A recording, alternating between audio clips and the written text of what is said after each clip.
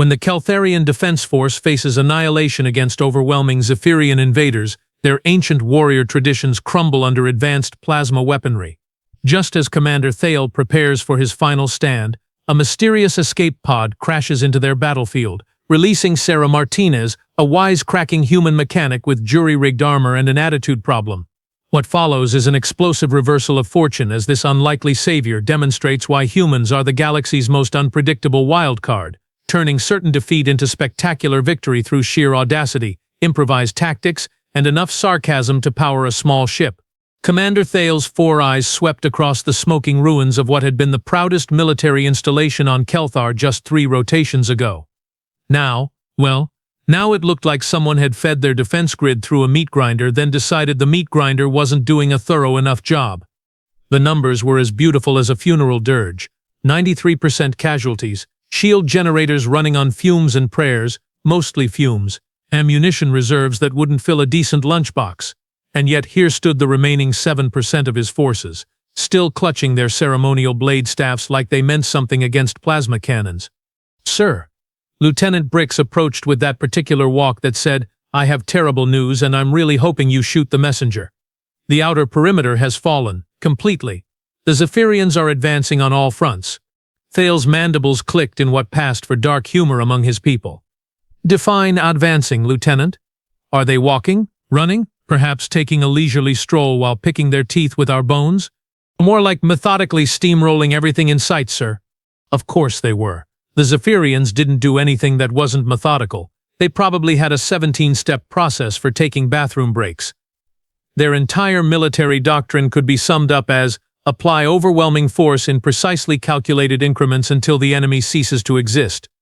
It was effective, efficient, and about as inspiring as watching paint dry on a corpse. The Caltharian way was different, had been different anyway, back when they had enough warriors left to actually have a way. For 3,000 years, their military traditions had been built on honor, individual combat prowess, and the ancient belief that a warrior's spirit could overcome any technological advantage. Their ancestors had charged into battle with nothing but blade staffs and righteous fury, carving out an empire that spanned 12 systems. Their ancestors had never met the Zephyrians. "Sir," Brix continued, clearly determined to make this the worst possible day, "our remaining shield generators are showing cascade failures. Engineering estimates we have maybe 2 standard hours before complete collapse." 2 hours. Thale's people had a saying, "Honor in death is still honor." Right now, that saying felt less like ancient wisdom and more like the kind of thing you muttered right before doing something spectacularly stupid. He looked at his remaining troops, scattered across the defensive positions like islands in an ocean of destruction. Each one stood at attention despite wounds that should have sent them to the medical bay days ago. Their blade staffs gleamed in the harsh light of burning equipment. They knew they were going to die, they knew it was hopeless, and not one of them had suggested retreat. Sometimes Thale really hated their culture.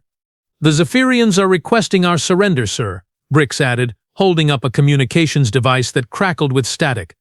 "What are their terms?" "Complete capitulation, sir. Immediate disarmament. All military personnel to be processed for war crimes tribunals. Standard occupation protocols." Thale's laugh came out as a harsh bark. Standard occupation protocols. How delightfully standard.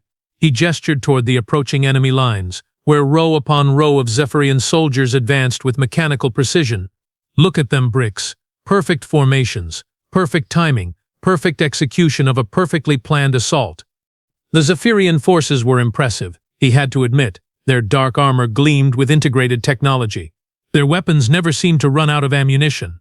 Their vehicles moved in coordination that would have made a ballet dancer weep with envy. They were everything a modern military should be: professional, disciplined, and utterly without imagination. 2 hours, Thale repeated, watching as another section of their perimeter defenses exploded in a shower of sparks and disappointment. "Well, that's just enough time for a proper last stand. Alert all remaining units. We make our final defense here, at the command center." "Sir, with respect, that's suicide." "Lieutenant, everything we've done for the past 3 days has been suicide. We're just finally being honest about it." Thale raised his blade staff, its energy core flickering like a dying star. "But if we're going to die, we die as Caltharians, not on our knees begging for mercy from some committee-driven military machine." The countdown had begun. 2 hours until their shields failed completely. 2 hours until the Zephyrians finished their systematic destruction of everything his people had built. 2 hours until 3,000 years of warrior tradition ended with a whimper instead of a roar. Above them the sky was a canvas of smoke and falling debris. Below them the ground trembled with the approach of enemy heavy armor. Around them the last remnants of Caltharian resistance prepared for a battle they couldn't win. It was, Thale reflected, a perfect day to die with honor. He just wished it didn't feel quite so much like giving up. 1 hour and 37 minutes into their countdown to oblivion, the sky decided to add insult to injury by catching fire. At first, Thale thought it was just another Zephyrian bombardment. The streak of flame cutting across the smoke-choked atmosphere looked familiar enough. But then his tactical display started making noises that suggested it was having some sort of electronic nervous breakdown. Sir, Brix squinted at his scanner. Tapping it like that would somehow make the readings less ridiculous. I'm detecting an unidentified object. Small, single occupant, definitely not Zephyrian. Not Zephyrian? Thale's mandibles clicked. Well, that's refreshingly different. What is it? Unknown, sir. But it's coming in fast and hot, and it's not slowing down. The object screamed across the battlefield like a comet with anger management issues. Both armies stopped shooting at each other long enough to track its trajectory, which was the first time in 3 days that the Zephyrians had deviated from their precious schedule. The fireball carved a brilliant orange arc through the perpetual twilight of battle smoke, trailing debris and what looked suspiciously like someone's laundry. It hit the ground in no man's land with all the grace of a drunk boulder, carving a furrow through the scorched earth that would have made a decent grave for a small moon. The impact sent shockwaves through both defensive lines, rattling equipment and probably a few teeth. Smoke billowed from the crash site, mixing with the existing atmospheric disaster to create visibility that could charitably be described as non-existent. For a long moment, nobody moved. The Zephyrians stood in their perfect formations, weapons trained on the smoking crater. The Caltharians crouched behind their failing barriers, equally ready to shoot whatever emerged. Even the automated defense turrets seemed confused, their tracking systems swiveling back and forth like mechanical dogs trying to decide which fire hydrant deserved their attention. Then the smoke cleared enough to reveal what was definitely an escape pod, though escape pod was being generous. It looked like someone had welded a shipping container to a rocket engine and hoped for the best. Scorch marks covered its hull in patterns that suggested its journey had been eventful. Dents and scrapes told a story of violent encounters with things that were probably not meant to be encountered violently.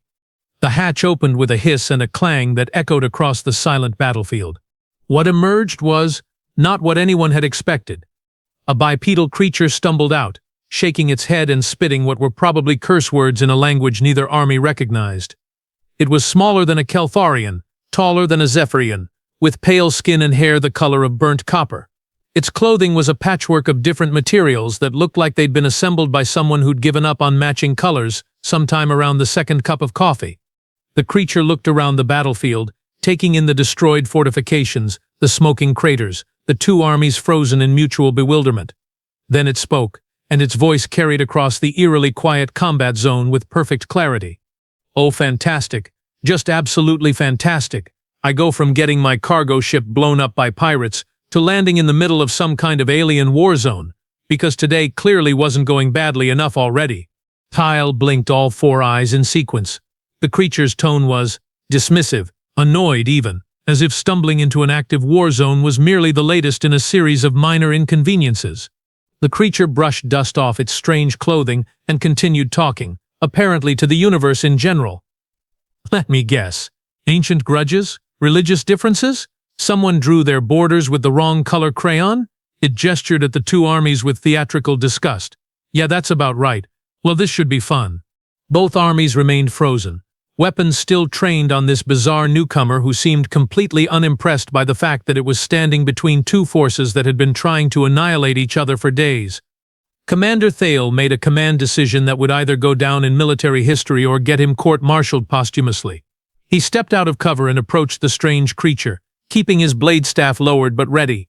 Behind him he could hear Brix muttering prayers to various Caltharian deities, which was either touching or a complete waste of time depending on your theological perspective. Unknown entity, Thale called out, using his most diplomatic tone, identify yourself and state your intentions. The creature turned toward him, and he got his first good look at its face.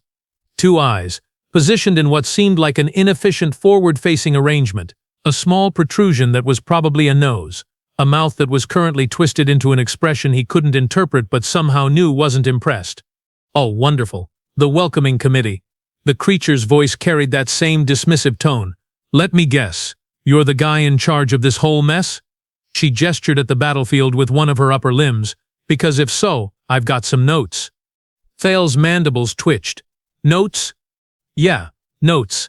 Like, first off, your tactical positioning is absolutely terrible. You've got your heavy weapons bunched up in clusters that are basically screaming, please blow me up first. And don't get me started on your supply lines. I can see 3 different choke points from here that any halfway decent tactician would have targeted hours ago. The creature paused, looking across at the Zephyrian lines. Though to be fair, your enemies aren't exactly military geniuses either. Look at them. Perfect formations, sure, but zero adaptability. They're moving like they're following a checklist.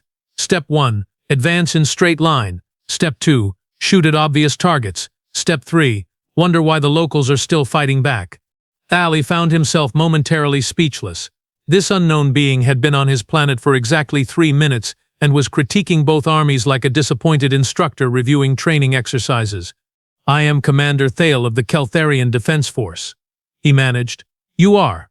Sarah Martinez, professional fixer of things that shouldn't be broken but usually are. She brushed more dust off her clothing. And before you ask, no, I'm not military, I'm a mechanic. Was a mechanic. Hard to say what I am now that my cargo ship got turned into scrap metal by some pirates with more firepower than sense. A mechanic. Thale's translation software was clearly struggling with the concept. Yeah, you know. Things break, I fix them. Ships, equipment, occasionally people's terrible life choices. Sarah looked around the battlefield again. Speaking of which, you folks seem to have broken pretty much everything here. Want some help? Brick stepped forward, his blade staff raised. Commander, this could be a Zephyrian trick, some kind of infiltration unit. Sarah snorted, a sound that didn't translate well but somehow conveyed perfect disdain. Right, because the logical way to infiltrate an enemy position is to crash land in a burning escape pod while making sarcastic comments about everyone's tactical incompetence. You claim to be willing to help us? Thale asked, still processing this bizarre conversation. Despite having no military training or obligation to our cause? Look, Commander Thale. Right, Thale, here's the situation. I'm stranded on a planet where 2 armies are having the galaxy's most destructive temper tantrum. My choices are sit here and wait to become collateral damage, or do something useful while I figure out how to get off this rock. She shrugged. I've never been good at sitting still. That's when the Zephyrians decided they'd had enough of this unprecedented pause in their precisely scheduled warfare. Plasma bolts began streaking across no man's land, forcing all 3 of them to dive for cover behind a conveniently placed piece of wreckage. Well, Sarah said, pressing herself against the twisted metal as energy blasts scorched the air above their heads, I guess that settles the alliance question. Hope you folks are ready for some seriously improvised tactics, because military protocol just officially went out the window. Thale looked at this strange creature who'd literally dropped from the sky into his hopeless battle and somehow made him feel like victory might be possible. What did you have in mind? Sarah Martinez had been fixing broken things for 15 years, which meant she had a professional appreciation for exactly how spectacularly things could break. And right now she was looking at the most beautiful collection of broken military equipment she'd ever seen. Okay, first things first, she said, army crawling between chunks of debris while plasma bolts continued to make the air above them uncomfortably warm. I need to see what you're working with here. What's your heaviest remaining firepower? Thale pointed toward a bunker where 3 Keltharian engineers huddled around what looked like a cannon that had seen better decades, plasma artillery. But it's been overheating after every 3rd shot. Overheating, Sarah repeated, already moving toward the position with the kind of confidence that suggested she either knew exactly what she was doing or was too stubborn to admit she didn't. Let me guess. Your cooling system is designed for sustained fire, but you've been pushing it beyond specifications trying to keep up with the enemy bombardment. The senior engineer, a grizzled Keltharian named Tech Sergeant Koss, looked up as she approached. The human is correct, but there's no way to increase cooling capacity without a complete system redesign. Sarah examined the weapon with the focused intensity of someone who'd spent years making impossible repairs with inadequate parts. Who said anything about redesigning? You've got a perfectly good coolant system. You're just using it wrong. What happened next would haunt Keltharian engineers for generations. Sarah began dismantling their precious artillery piece with tools she'd apparently pulled from her pockets.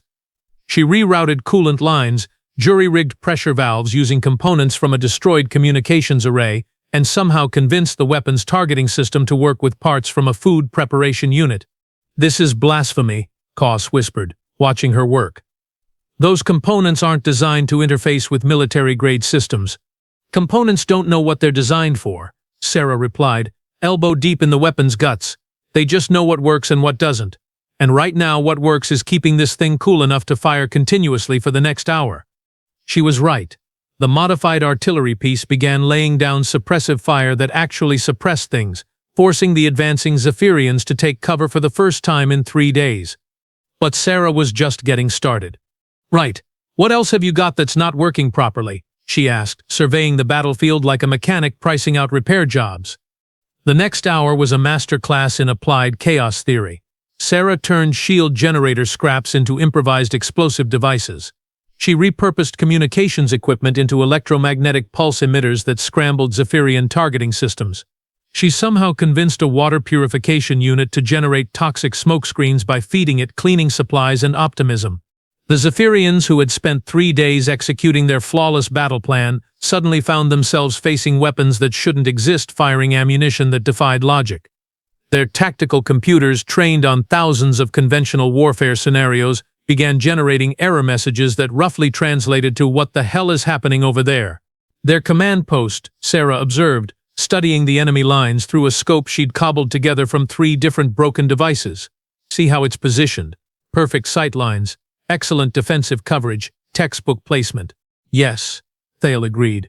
"Impregnable. Also completely predictable." Sarah grinned, an expression that made Thale suddenly nervous. "They followed the manual so perfectly that they put it in exactly the spot any competent engineer would choose if they wanted to bring down the whole structure with minimal effort."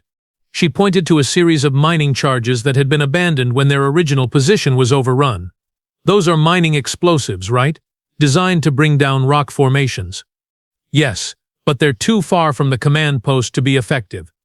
"Who said anything about moving them closer?" Sarah was already sketching modifications on a piece of debris with a burnt stick.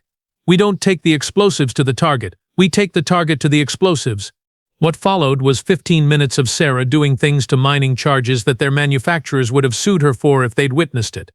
She rewired detonation systems, created chain reactions using abandoned ammunition, and somehow turned a 3-kilometer stretch of battlefield into the galaxy's most dangerous Rube Goldberg device. When she triggered the sequence, it started small. One mining charge, detonating in a carefully calculated spot, caused a structural collapse that shifted the entire geological foundation beneath the Zephyrian command post. That collapse triggered abandoned ammunition stores, which created secondary explosions, which destabilized more of the terrain, which sent the supposedly impregnable command center sliding into what was now a very deep and very permanent crater.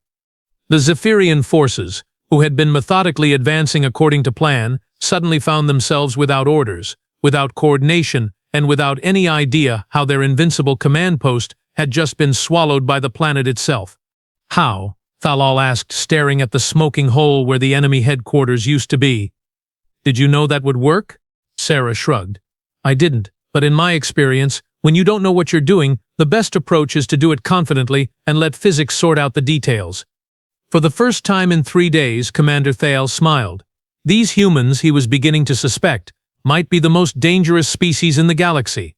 Not because they were stronger or smarter, but because they were completely unpredictable. And unpredictability, it turned out, was the one thing the Zephyrians hadn't planned for.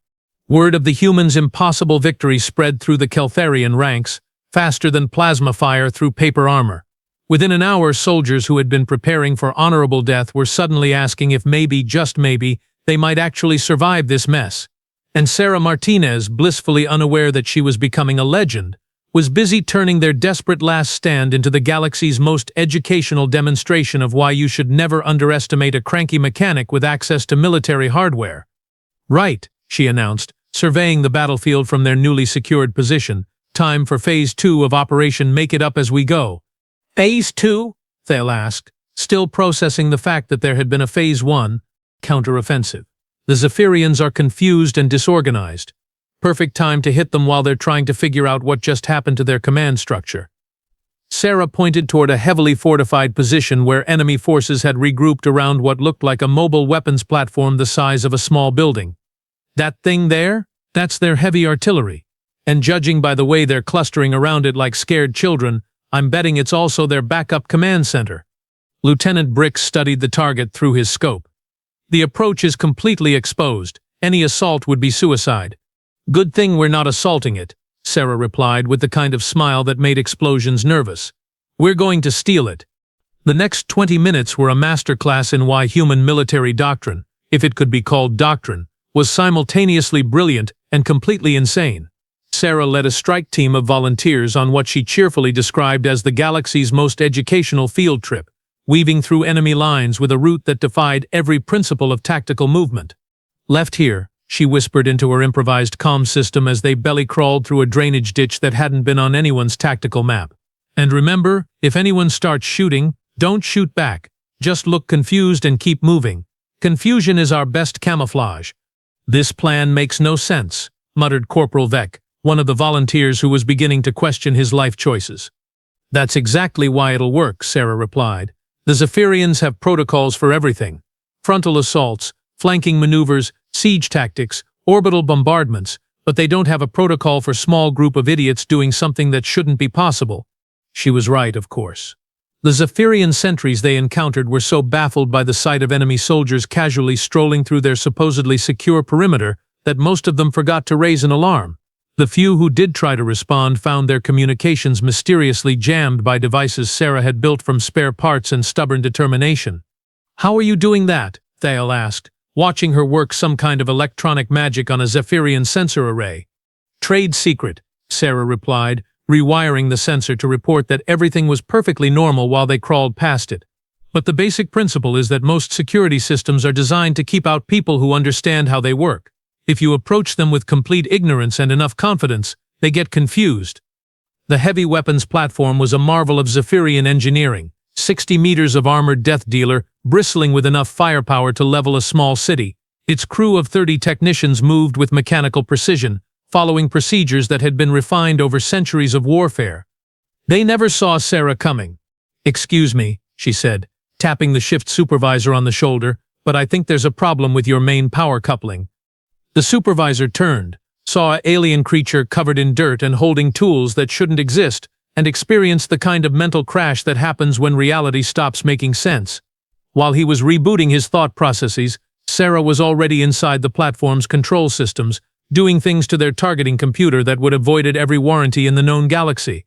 "What is she doing?" one of the Zephyrian technicians asked, watching Sarah's hands dance across controls with the confidence of someone who had never met a machine she couldn't convince to do her bidding. "I think," said another, "she's hacking our entire weapons grid using a toolkit made from kitchen appliances." By the time the Zephyrian crew realized what was happening, their own weapons platform had turned its guns on their support positions and begun systematically dismantling their carefully constructed defensive network. Sarah, meanwhile, was providing running commentary that somehow made mass destruction sound like a routine maintenance procedure. Targeting system recalibrated to prioritize actual threats instead of whatever this thing was programmed to shoot at. Power distribution optimized for continuous fire instead of these weird burst patterns. And, there we go. Your artillery position is now working for the good guys. The effect on Keltharian morale was immediate and dramatic. Soldiers who had been resigned to death were suddenly cheering as their enemies' own weapons began supporting their positions. The sight of Sarah casually operating Zephyrian technology while critiquing its design flaws was spreading through the ranks like wildfire. She just walked up to their most heavily defended position and took it over, one soldier told another. Didn't even bring a weapon, just tools and attitude. I heard she convinced their own computers to switch sides by explaining why their programming was inefficient. She's not even military. She's just some mechanic who crash-landed in the middle of our war and decided to fix it. Within hours, Sarah Martinez had gone from unknown crash survivor to the most famous human in Keltharian military history. Songs were being written, legends were being born, and through it all, Sarah remained blissfully focused on the practical matter of turning impossible odds into manageable problems through the simple expedient of refusing to accept that anything was actually impossible. So Thale asked, watching their newly captured heavy weapons platform systematically destroy what remained of the Zephyrian offensive capability. What's Phase 3? Sarah grinned, that dangerous expression that had become the harbinger of enemy defeat. Phase 3 is when we stop playing defense and start teaching these committee warfare specialists why you should never pick a fight with someone who fixes things for a living. The Zephyrians, it turned out, did not appreciate having their perfectly planned invasion turned into an educational seminar on the dangers of predictable tactics. Admiral Krex, commanding from his flagship in orbit, had watched his ground forces get systematically dismantled by what his intelligence reports described as one unhinged mechanic with abandonment issues and a complete disregard for proper military procedure. His response was exactly what Sarah had expected from a committee-driven military mind: overwhelming force applied with maximum prejudice. "Sir," Brix reported, studying readings that made his mandibles click with concern, "orbital sensors are detecting massive energy buildup from the Zephyrian fleet. They're preparing to glass the entire continent." Thale's 4 eyes went wide. "They're willing to destroy their own forces?" "Apparently," Sarah said, watching the sky begin to glow with the ominous light of charging orbital weapons.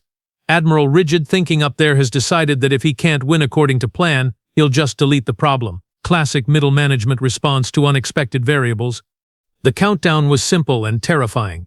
30 minutes until orbital bombardment turned everything within 500 kilometers into a parking lot with delusions of grandeur. Every Keltharian instinct screamed for immediate evacuation, but Sarah was studying the enemy fleet through stolen sensor data with the focused intensity of someone pricing out a particularly challenging repair job. "There," she said, pointing at the largest vessel, "the command dreadnought. See how it's positioned at the center of their formation? Perfect coordination hub, maximum protection, textbook fleet positioning. Also completely unreachable," Thale pointed out. "Even if we had functional spacecraft, which we don't." "Who said anything about spacecraft?" Sarah's grin was becoming a recognized harbinger of impossible plans. "We've got something better, we've got their own shuttle." The Zephyrian shuttle she'd commandeered during the weapons platform raid was, in her professional opinion, a masterpiece of over-engineering.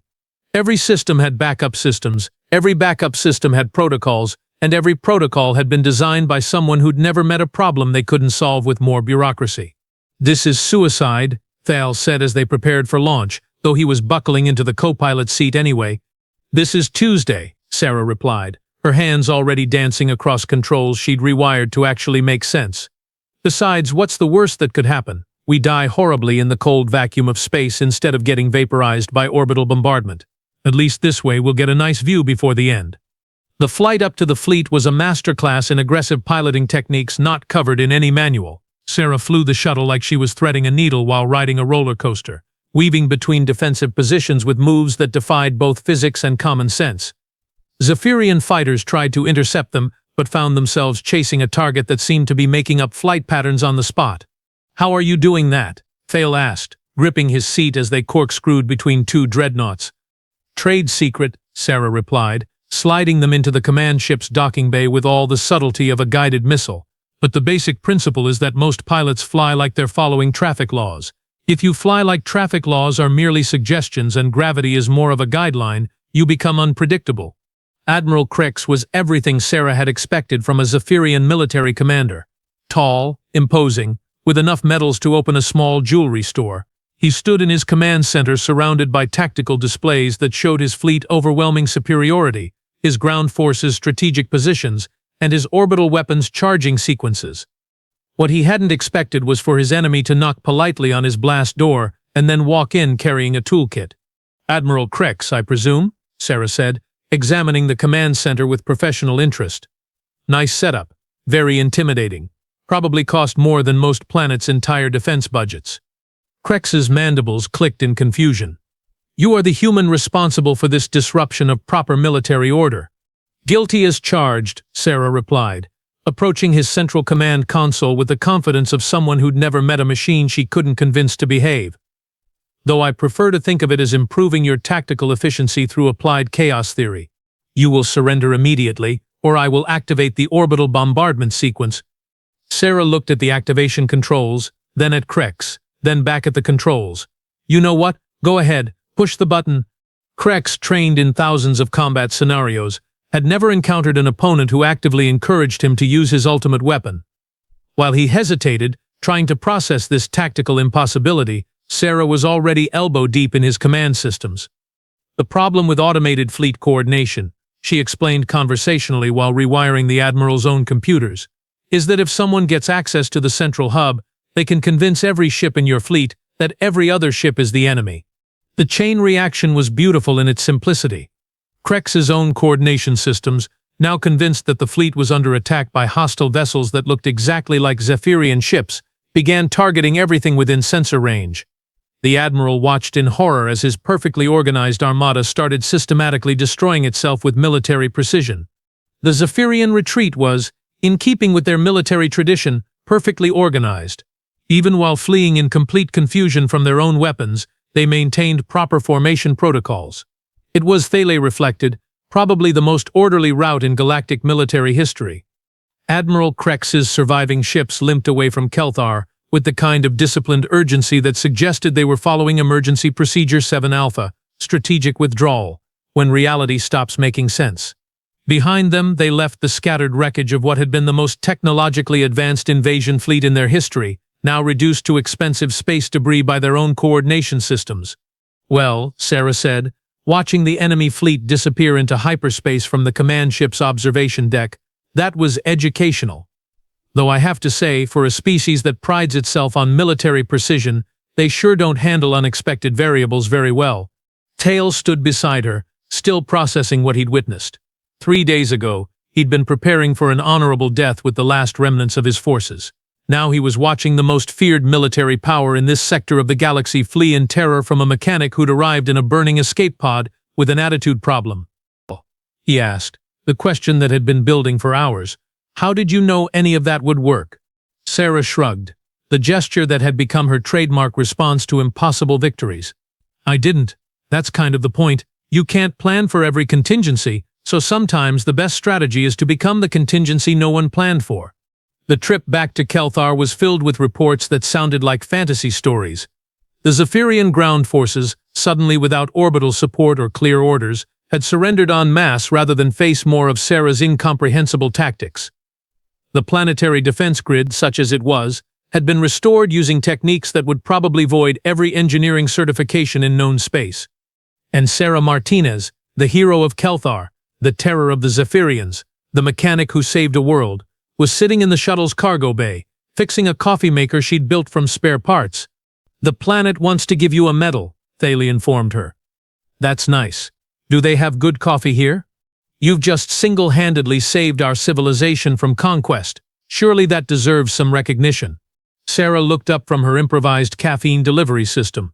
Commander, I fixed some broken equipment and pointed out that your enemies were following a predictable script. That's not heroism, that's basic problem-solving with a side of common sense. But she stayed. Despite having multiple opportunities to book passage off-world, despite offers of reward and recognition from a dozen different planets, Sarah Martinez decided that Kelthar's defense infrastructure needed work.